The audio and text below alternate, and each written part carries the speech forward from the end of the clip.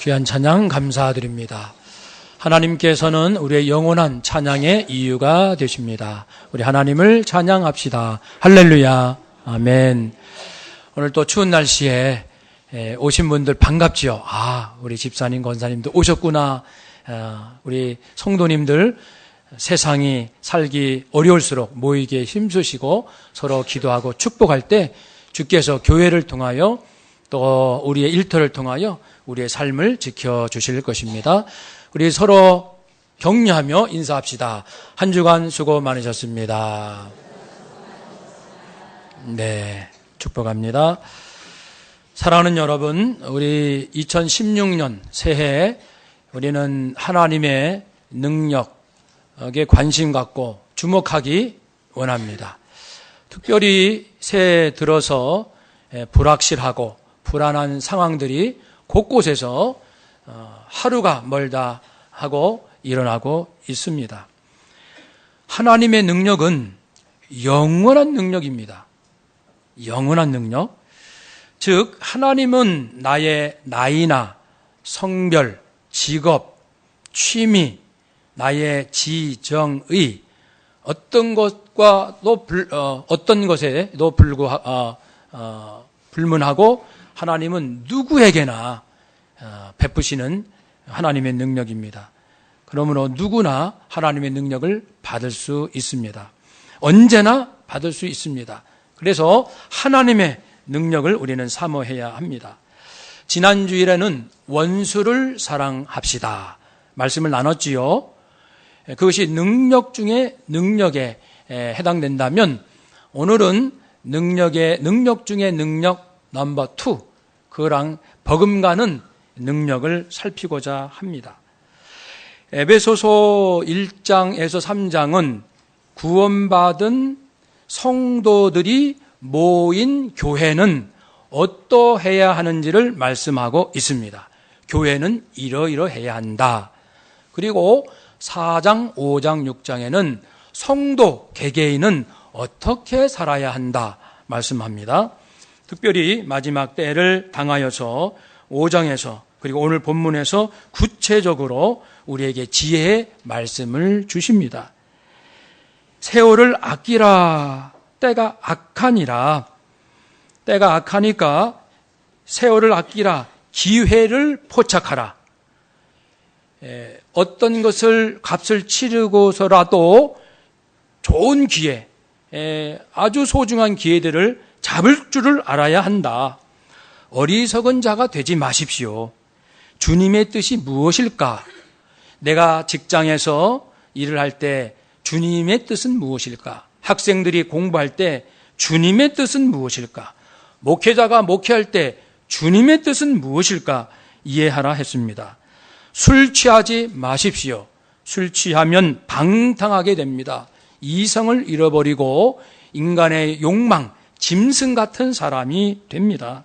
오직 성령의 충만함을 받으십시오. 때가 악할수록 우리는 노래하고 찬송해야 합니다. 온 마음으로. 그리고 그리스도를 경외하고 피차 복종하십시오. 높아지려 하지 마시고 때가 악할수록 우리는 사람을 사랑하고 그리고 섬길 줄을 알아야 합니다. 그래야 어둠에 지지 않습니다. 그런데 오늘 말씀 중에 우리는 20절 한 절을 주목하기 원합니다. 그것이 오늘 말씀의 주제이기 때문에 그렇습니다. 20절 우리 함께 다 같이 봉독합시다. 범사에 우리 주 예수 그리스도의 이름으로 항상 아버지 하나님께 감사하며 아멘. 감사하십시오. 범사에 우리 주 예수 그리스도의 이름으로 항상 감사하십시오. 하나님께 감사하십시오. 하나님께 우리가 감사해야 합니다. 이유는 하나님께서 나를 지으시고 내 인생을 책임져 주시는 분이기 때문에 그렇습니다. 하나님은 우리가 잘 되기를 원하십니다. 하나님은 우리가 악하길 원하실까요? 망하기 원하실까요? 우리가 저주받기 원하실까요? 하나님은 우리가 자녀되고 구원받고 축복받고 강건한 인생 살기를 원하십니다. 사랑할 줄 알며 살기도 원하시고, 그러니까 우리에게 가장 좋은 것은 하나님이 원하신다는.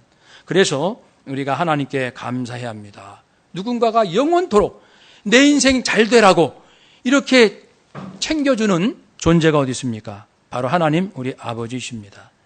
또 우리가 감사할 때는 예수님의 이름으로 감사하는 겁니다. 하나님께.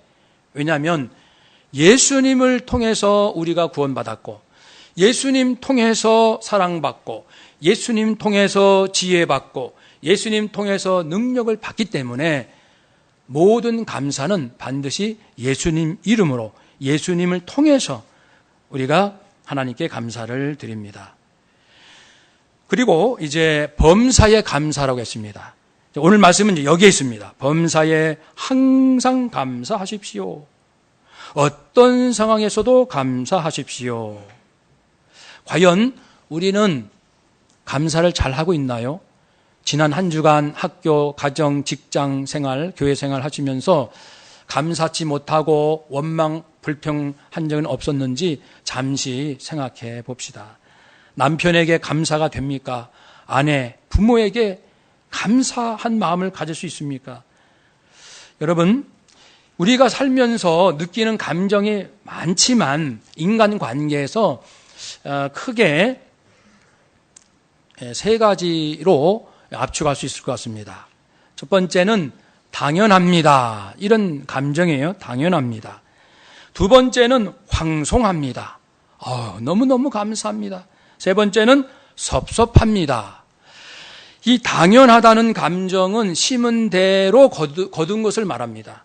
내가 10시간 일하고 10시간에 합당한 임금을 받았을 때 당연하지. 왜냐하면 고생했으니까. 평소에 공부한 실력만큼 수능 시험에서 점수가 나오면 이건 당연한 겁니다. 왜냐하면 애를 썼기 때문에. 반대로 내가 게을러서 중요한 것을 놓쳐서 좋지 않은 결과가 왔을 때 당연하죠. 왜냐하면 게을렀기 때문에. 사람들은 이건 당연한 겁니다. 그런데 그리스도인은 이런 경우에 하나님께 감사를 드릴 때 하나님의 공의로심 때문에 감사를 드립니다. 열심히 일했으니 좋은 결과가 나오고 게을렀으니까 어려움이 온 것은 당연하지만 우리는 감사하는 거예요. 왜냐하면 하나님의 공의로우심이 드러났기 때문에. 하나님이 공의로우신 분이시니까 내가 열심히 하면 좋은 결과가 올 수 있다는 것을 우리는 기대할 수가 있습니다. 한번 따라서 합시다. 하나님은 공의로우십니다. 아멘. 그래서 내가 열심히 일해서 많이 얻었을 때 하나님께 감사해. 하나님의 공의의 법칙이 있기 때문에 이게 가능한 거예요. 내가 게을렀기 때문에 어려움 당한 것도 감사해야 돼요. 하나님의 공의로우신 법칙이 적용됐기 때문에. 그러니까 하나님을 바라보고 우리가 감사할 수 있습니다. 두 번째, 황송한 경우가 있어요. 내가 별로 한 일도 없는데 칭찬도 많이 받고 뜻밖의 선물도 받고 분에 넘치는 일, 심은 것이 없는데 얻었거나 적게 심었는데 많이 거둔 경우, 일거리가 없어서 아침부터 일터를 구하지 못하다가 오후 2시쯤 이제 어느 일할 수 있는 곳을 갔습니다. 6시까지 4시간밖에 일하지 못했지만 시급 4시간, 그렇지만은 그 주인이 웬일인지 아침 7시부터 하루 종일 한 곳으로 임금을 주겠습니다 하면은 우리가 뭐라고 얘기하죠? 보통 야, 이거 웬 떡이냐, 대박이다, 횡재했다, 우와 짱이야, 막 이렇게 할 겁니다. 이런 일들이 있지요. 평소 실력보다 수능 시험에서 5점 10점이 더 나오면 얼마나 기분이 좋은지 모릅니다. 우리 그리스도인은 이런 경우에 우리는 하나님의 자비로우심 때문에 감사를 드립니다. 내가 열심히 못했을지라도 나의 안타까운 상황을 보시고 보너스를 주시는 경우가 있어요. 별로 열심히도 안 했는데. 왜냐하면 나를 불쌍히 여기셔서, 너무 사정이 딱해서. 그것이 하나님의 자비입니다. 그렇다는 것은 우리가 혹 때로는 좀 부족할지라도 낙심할 필요가 없는 것은 하나님의 자비로우심이 있기 때문에 그것을 의지하며 용기 내어 살 수가 있습니다. 세 번째 감정은 섭섭한 거죠. 섭섭한 것. 내가 열심히 했는데 별로 거둔 것도 없고, 내가 충성했는데 나를 알아주지도 않고, 심지어는 오히려 착할 일 했는데 욕먹고, 이런 섭섭한 경우가 있습니다. 일을 하고도 정당하게 임금을 받지 못하고, 제가 아는 어떤 분도 2년째 월급을 받지 못하고 있어요. 일은 하는데 그 업체가 어려우니까. 직장에서 평소에 아주 성실했어요. 그런데 단 한 번 실수했습니다. 조금 큰 실수지만 단 한 번 실수 때문에 주변에서 매장당하는 경우가 있어요. 얼마나 억울하고 불안해요. 그렇게 내가 성실하게 한 것은 온데간데 없고 한 번 실수한 것으로 사람을 또 평소의 실력보다 수능시험에서 점수가 적게 나올 때 낙심하죠. 굉장히 서운하고 하나님이 원망스럽죠. 그러나 우리 기독교인들은 이런 경우에도 감사할 수 있는 것은 하나님의 선하심 때문입니다. 비록 내가 실수했지만 하나님께서 내게 억울한 일이 발생하지 하도록 막아주시지는 아니했어요. 막으실 수 있는데 왜 막아주지 아니했을까? 하나님의 무슨 뜻이 있는지는 이해할 수가 없어요. 섭섭한 겁니다. 그래도 가만히 생각해 보세요. 하나님은 선하신 분이십니다.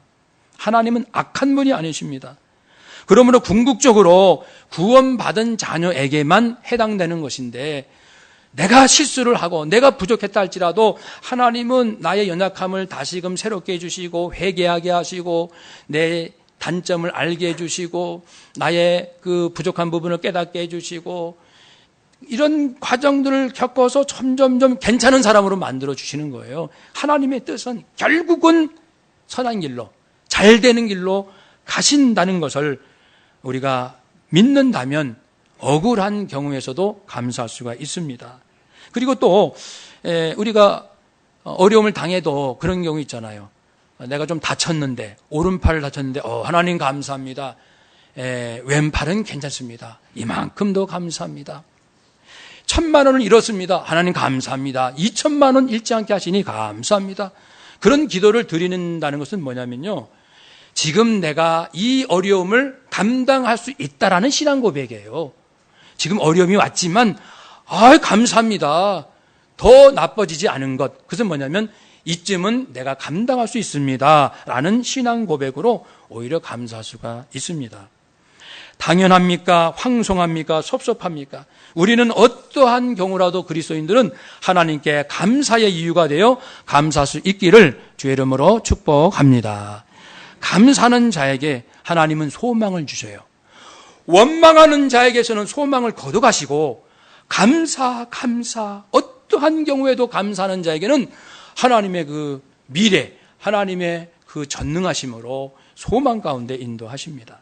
그런데 이렇게 이제 범사에 어떤 경우에도 감사하는 것이 정말 중요한데 그런 마음을 좀 가질 수 있도록 한다면 좋겠는데 어떻게 하면 좋을까?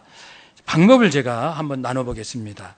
이것은요, 원수를 사랑하는 방법하고 아주 유사합니다. 왜냐하면은 뒷부분에서 말씀드리겠지만 원수를 사랑하는 거하고 범사에 감사하는 것은 같은 영성의 깊이예요. 그것은 같은 차원의 겁니다. 동일한 거예요. 얼굴만 달랐지 같은 걸 말하는 겁니다. 그래서 원수를 사랑하는 그 방법은 범사에 감사하는 방법이기도 합니다. 한번 들어봅시다. 의인은 없습니다. 내가 아무리 나의 의로움과 성실함을 주장할지라도 하나님 앞에서는 무익한 종이며 하나님의 무조건적인 은혜로 살아가고 있음을 깨닫는다면 감사할 수 있습니다. 나도 살면서 수많은 실수들과 누군가에게 준 아픔들, 때로는 게으름을 생각한다면 이만큼이라도 내가 사랑받고 산다는 것은 충분히 감사할 수 있습니다. 하나님께서 내게 날마다 무한한 은혜를 주고 계신다는 것을 믿으면 감사할 수 있습니다. 특별히 섭섭한 경우에도 감사될 수 있는 것은 이런 속상한 일을 당하여서 이제는 눈에 보이는 것들에 지나치게 집착하여 살아온 것을 깨닫고 이제는 눈에 보이지 않는 하나님과 고상한 가치, 그렇죠? 영적이고 정신적인 그 아름다운 가치들에 진짜 관심 갖는 기회가 되었음에 우리는 감사될 수 있습니다.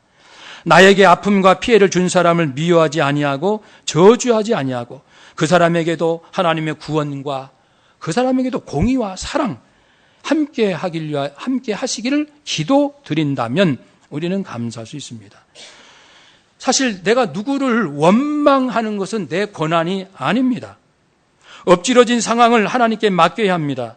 원수 갚거나 분풀이하는 것, 이 모든 것을 하나님께 맡깁시다. 나는 이 상황에서 나를 포함한 모든 사람들을 사랑할 의무만 있습니다. 나도 사랑해야 돼요. 상처받은 나도 내가 사랑해야 됩니다. 어루만져 줘야 돼요. 그리고 나에게 상처 준 사람도 품고, 우리 지난주 그 부분을 말씀을 드렸죠. 그래서 나는 이런 상황에서 사랑만 하고 이미 엎질러진 상황에서 내가 내 마음, 내 생각, 내 입술을 더럽히지 않겠다. 이미 상황은 엎질러졌는데 이제 거기에다가 더 얹어서 내 마음도 더럽히고 내 생각, 내 입술도 더럽히는 일 계속 하겠습니까? 하나님께 그건 맡기고 나는 사랑만 할 뿐이죠. 특별히 섭섭한 경우에 오히려 하나님과 사람에게 감사할 수 있는 기회를 놓치지 마십시오. 이건 특별한 기회입니다. 억울한 일을 아무 때나 당하지 않습니다. 당할 때가 있어요. 그건 축복의 기회입니다. 내가 정말 하나님을 어떻게 믿고 있는지가 드러나는 기회예요. 하나님 앞에 점수받고 사랑받고 상급받을 수 있는 축복의 기회입니다. 하나님께 영광 돌릴 수 있는 기회입니다. 내게 섭섭하게 한 사람에게 감사해 보세요. 나에게 서운하게 한 것도 있지만 또 따지고 보면 나한테 잘해준 것도 있거든요. 나를 위해서 저 사람이 수고한 것도 있었고 그동안 그것을 생각하지 않냐고 섭섭한 것만 생각한다면 내가 하나님의 자녀라는 명예가 올라갑니까? 누가 볼 때 저 사람은 역시 하나님의 자녀답다. 누가 이렇게 존경을 해주겠습니까? 그러니까 우리가 이 섭섭한 일을 당했을 때 이제 마음을 굳게 하시고 오히려 그 사람 더 사랑하고 그래 그 사람이 또 열심히 했지 나에게도 잘해줬지 그 사람 다른 면에 참 훌륭한 점이 많아 그렇게 사랑한다면 예수님께서 모든 일에 모든 사람에 감사했던 예수님 차원의 기쁨을 누리게 될 것입니다. 축복입니다. 한번 더 합시다. 섭섭한 일은 축복의 기회입니다. 아멘. 우리 이것만 분명히 하면 금방 이제 이길 수 있습니다. 그리고 인생의 목적이 무엇인가 이 부분이 지난번도 그렇지만 역시 여기서도 중요합니다. 인생의 목적이 나인가 하나님인가 이 부분을 명확하게 해야 됩니다. 정말 명확하게 해야 돼요. 거짓하면 안 됩니다. 이거는 형식으로도 안 되고 하나님을 속여서도 안 됩니다. 내 인생의 목적이 하나님인가 난가. 만일 내 인생의 목적이 나라면은 나의 나라와 권세와 영광과 명예를 나는 원할 겁니다. 그렇다면 그것을 내 것을 해치거나 빼앗거나 피해를 준 사람은 원수입니다. 절대 용서할 수 없는 내 인생을 무너뜨렸으니까 내 인생에 아픔을 줬으니까 내 인생의 주인이 목적이 나면은 수많은 원수가 생기고 수많은 적들이 생깁니다. 나에게 수많은 사람들이 상처 주는 거예요. 목회학에 이런 얘기가 있어요. 당신들이 목회할 때 목회자가 교인이 100명이면 100명에게 상처받을 준비를 하세요. 이런 얘기가 있습니다. 목사님들에게 하는 말이죠. 성도가 500명이면 목사님은 500번의 상처를 받습니다. 그렇죠? 그러니까 이제 같이 신앙생활 10년, 20년, 30년 하다 보면은 어느 누구하고도 한 번쯤은 섭섭하거나 상처 주고받거나 오해하거나 이런 일이 왜 없겠어요? 가정에서. 그런 사랑하는 가족들끼리도 말이죠. 그렇게 많은 섭섭함이 있고 상처가 있는데 우리가 이렇게 모였을 때 목회자뿐은 아닐 거예요. 여러분도 사실은 우리 성도가 아이들까지 500명이다 그러면 내가 10년, 20년, 30년 당산동교회에서 신앙생활 하다 보면 500번 상처를 받을 수 있다. 이렇게 생각하시라는 거죠. 그것은 인간관계는 그럴 수밖에 없다는 거예요. 고의로 한 사람은 거의 없어요. 좀 실수 또는 부족해서 또는 좀 다듬어지지 않았기 때문에 좀 성격이 급해서 좀 욱하기 때문에 이런 것도 좀 있는 거예요. 서로 비슷하잖아요. 그러니까 서로 주고받고 500번 상처가 한 사람당 500번 모든 사람들이 당하는 걸 생각해 보십시오. 내 인생의 목적이 나다 그러면 다 당하는 거예요. 근데 나는 하나님을 위해서 산다. 목적을 바꾸면요 이게 팅 왔다가 튕겨나갑니다. 왜냐하면 나는 나를 위한 목회가 아니고 나는 나를 위한, 내가 뭐 나를 위해서 구역장 하는 거예요? 내가 나를 위해서 성가대원 하는 겁니까? 하나님을 위해서 성가대를 합니다. 모든 목적을 하나님으로 삼으신다면 우리는 어떤 상황에서도 감사할 수 있습니다. 이런 은혜를 누리시기를 축복합니다. 아멘. 그리고 이제 이 원수 사랑과 범사의 감사, 이 두 가지는 능력 중에 능력인데 두 가지가 긴밀하게 상관관계가 있습니다. 그 부분을 말씀을 드릴게요. 원수라는 것은 내가 받아들이기 굉장히 어려운 상대입니다. 그리고 범사라는 것도 마찬가지예요. 범사는 모든 상황인데 좋은 상황만 아니라 나쁜 상황, 억울한 상황도 다 포함한 게 범사에 all circumstances, 모든 환경. 이 모든 환경을 어떻게 내가 다 받아줍니까? 원수가 힘들듯이 범사라는 것도 굉장히 벅찬 것입니다. 동일합니다. 근데 원수를 사랑하라. 사랑하라는 것은 저주하지 말라는 것입니다. 이해하라는 겁니다. 악에 대해서는 분노할지라도 악인에 대해서는 긍휼히 여기라는 것이죠. 이 원수를 심판할 것은 하나님께 맡기라는 것입니다. 그리고 악인도 구원받고 예수님 닮아가야 된다는 것이 원수를 사랑한다는 거예요. 마찬가지로 범사에 감사한다는 것은 모든 상황, 섭섭하고 고통스러운 상황을 다 포함해서 사람이든 어떤 사건이든 내가 저주하지 않는다는 거예요. 범사에 감사한다는 것은 내가 누구를 저주하지 않는다는 거예요. 나에게 아픔을 준 사람을 저주하지 않는다는 것이 감사한다는 것입니다. 이런 고통스러운 상황에서 내가 비록 힘들지만 나를 대하시는 하나님은 선하십니다. 우리는 내가 힘들면은 나를 힘들게 한 그 사람 가지고 문제를 풀려고 해요. 근데 성도들은 어려움 당한, 고통 당한 나를 대하시는 하나님이 누구신가? 이 부분으로 가야 되는 거죠. 나를 힘들게 한 저 사람이 누구냐가 아니고 어려움 당한 나를 대하시는 하나님은 누구신가? 하나님께로 가는 겁니다. 그래서 범사에 감사한다는 것도 결국은 모든 환경에 속에서 선한 길로 인도하실 하나님을 믿고 감사하게 되는 것입니다. 사랑하면 감사하게 되고 감사하는 사람은 사랑하는 사람이에요. 두 가지는 분리가 아닙니다. 동전의 앞뒤면입니다. 그래서 이 원수를 사랑하세요, 범사에 감사하세요. 하나는 사람에 대하여, 하나는 일에 대하여. 사람과 일에 대한 이 두 가지가 하나라는 것을 다시 풀어보겠습니다. 천천히 말씀드려 보겠습니다. 사는 날 동안 미워할 자가 없다면, 잘 들어보세요. 사는 날 동안 사람을 미워할 사람이 없다면 내게는 일에 있어서도 불평할 일은 없어집니다. 원수 갚는 것도 하나님께 맡긴다면 고통스러운 현실 역시 하나님께 맡기게 됩니다. 둘이 아닙니다. 같은 거란 뜻이에요. 원수를 사랑하면 하나님의 영광을 드러내고 받을 상이 있듯이 범사에 감사하면 역시 하나님께 영광 돌리고 받을 상이 있습니다. 그러니 우리는 사랑만 하고 감사만 해야 합니다. 무조건 사랑하십시오. 무조건 감사하십시오. 이 말씀이 가능한 것입니다. 이건 사람한테 하는 것이 아니에요. 하나님 앞에, 내 영혼이 하나님 성품 앞에, 하나님 앞에서 내가 결단의 고백을 하는 거예요. 하나님, 공의로우시고 자비로우시고 선하신 하나님 앞에서 제가 고백하고 선포하겠습니다. 하나님 들어주세요. 저는 모든 사람을 사랑하겠습니다. 저는 모든 일에 감사하겠습니다. 하나님 믿고 말입니다. 하나님의 성품을 믿고 말입니다. 하나님을 신뢰함으로 모든 사람 사랑하고 모든 일에 감사하겠습니다. 사람을 사랑하는 자는 일에 감사하고 일에 감사하는 자는 사람을 사랑하게 됩니다.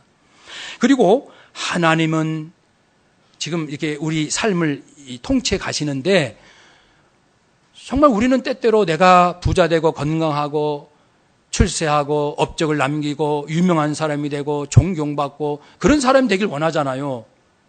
그래서 하나님과의 관계도 자꾸만 그런 식으로 맺는 거죠. 그게 잘못된 건 아닙니다만은 본질을 놓친 거죠.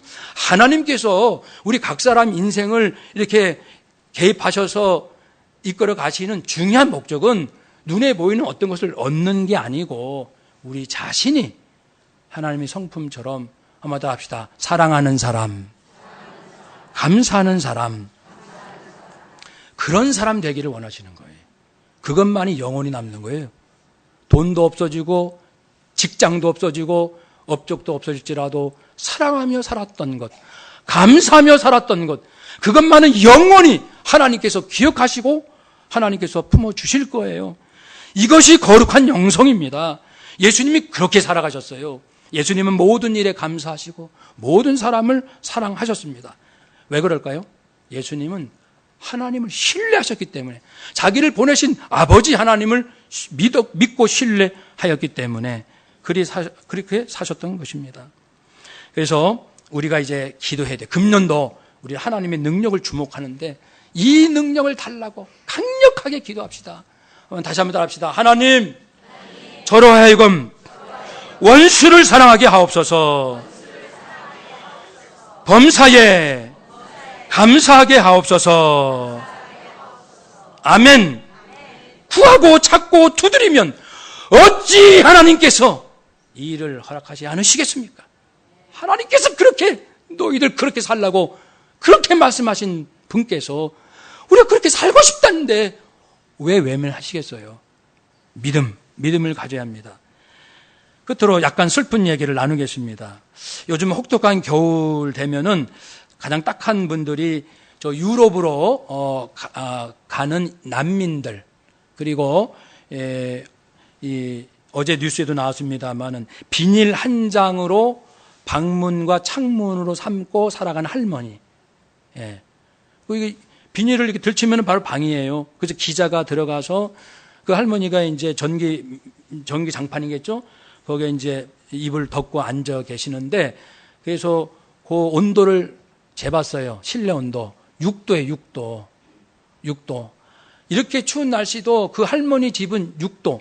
사람 건강에 제일 좋은 것이 22도라고 들었습니다. 그 전후가 되겠죠.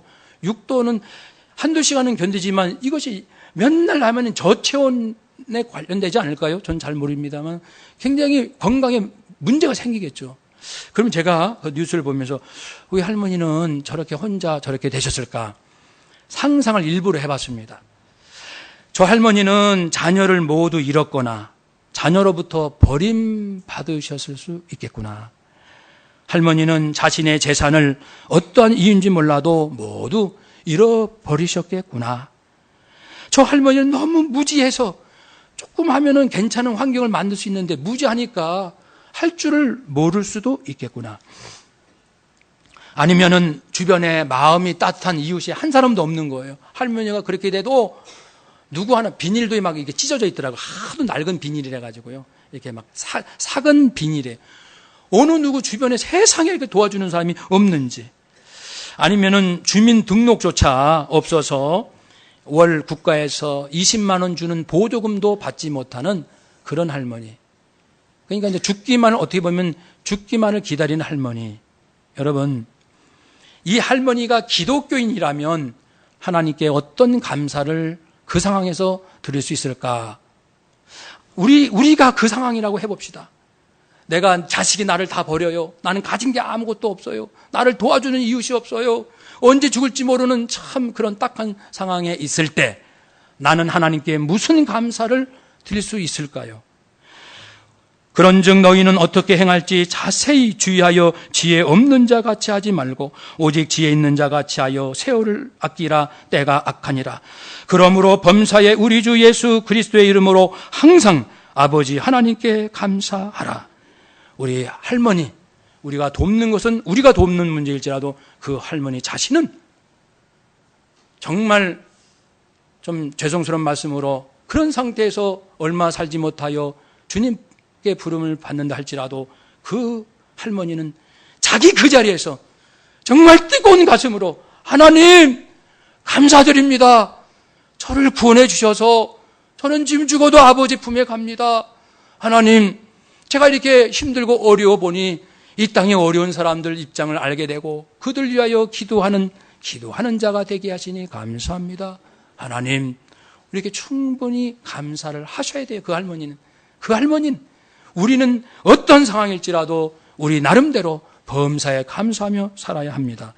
사랑하는 여러분, 이제 금년도, 금년 말이쯤 되면 우리 서로 고백할 때 저는요, 원수를 사랑하게 되었어요. 저는요, 범사에 정말 뜨거운 가슴으로 하나님 앞에 감사를 드리게 되었어요. 이렇게 고백하시는 우리 모두가 되시기를 축복합니다. 아멘. 기도하겠습니다.